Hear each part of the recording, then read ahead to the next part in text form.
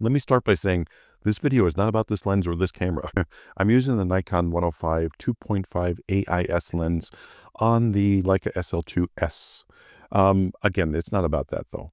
This lens I purchased in 1983, I believe, the first time. It was, I think it's 44 years old because I think it originally came out in 1981, this version of it. It's a great lens. It's just, it does, uh, the rendering is beautiful on it.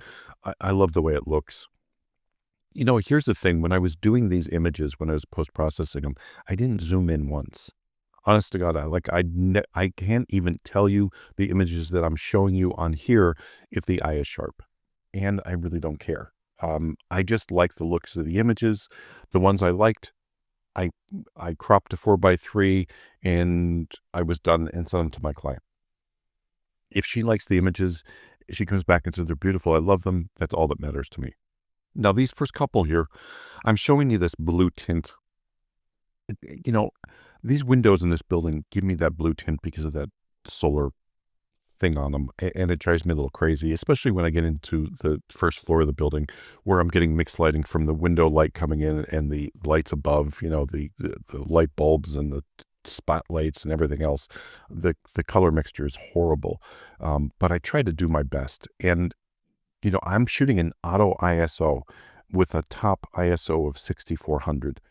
And a lot of these images are 1200 ISO or above. Even like this one is, I think, 1000 ISO.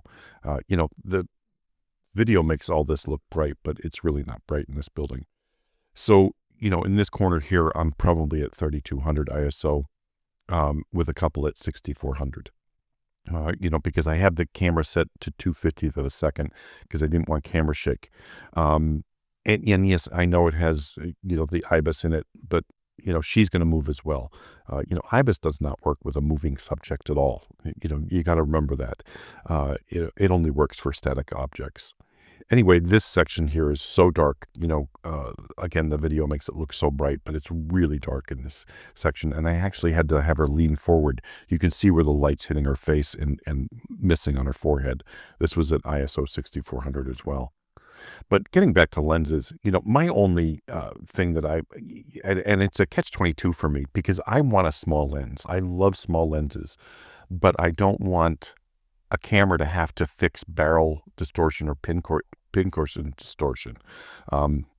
Before I go on, somebody asked me about the SF60, the Leica SF60 flash with their C1 remote in TTL. This is it in TTL. It works fantastic, and it does a beautiful job. There, I got that out of the way. For that one person that asked me about it, I apologize, but I had to throw it in there because I keep telling them I'd try it and show them. Anyway, this is back to 6400 again, really dark area. Now, I don't care about the noise that it's creating. I didn't even look. Again, the overall image is what my client's going to do. She's not going to pixel peep. She's not going to zoom in at 200. She's not going to take a magnifying glass to her prints. She's just going to look at them and say, I look great in this one. I love it. I'm happy. That's what I'm after. And that's what photography is all about. Anyway, getting back to the pincushion and barrel distortion, I hate that, if a camera has to fix that in camera.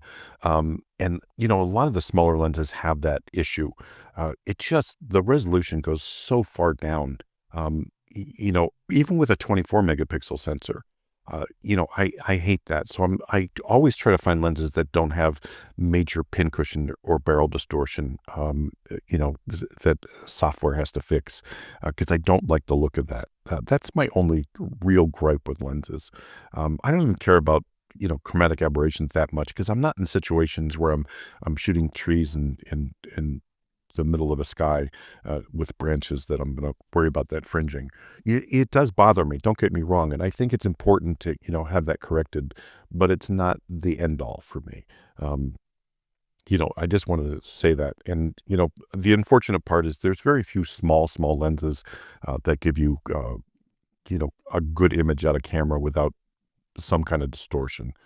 So, I have to deal with some minor distortion somewhere. This hallway is great. I love this hallway. That last image was horrible. This one's not bad. It's just not my favorite. But, I want to get this through to you because, I was watching, I do watch YouTube for lens, when a new lens comes out. And it's funny, like, I'll watch one YouTuber review a lens and he'll say it's the best thing since sliced bread. It's sharp, it's perfect, it's everything that he'd ever want in a lens. And another YouTuber reviewed the same lens. He's like, it's okay, it's not quite as sharp, the corners I don't like. Like, you know, every lens is different on every camera, and everybody has an opinion. And everybody's shooting style or testing, if you will, style is different. So it's not really reliable. And I think you're losing so much by, looking for perfection versus just a lens that makes you happy, or that gives you the images that you want or the rendering that you want. Like, doing this and not zooming in is so liberating. Just looking at your subject and going, oh, I like this photo. And then you make your crop and leave it. That's kind of special. And it really makes you enjoy photography a lot more. That's why I miss film sometimes. Not that I'd go back to film. It's too expensive anyway. And you're not gaining anything from it except for the experience itself. But, we didn't have the ability to zoom in on our images and do all this crap with it. It just didn't matter. You shot it, you got your proofs back, and you picked the ones you like. Anyway, I'm done rambling. I hope you enjoyed the video. Thanks for watching as always, and I'll talk to you soon.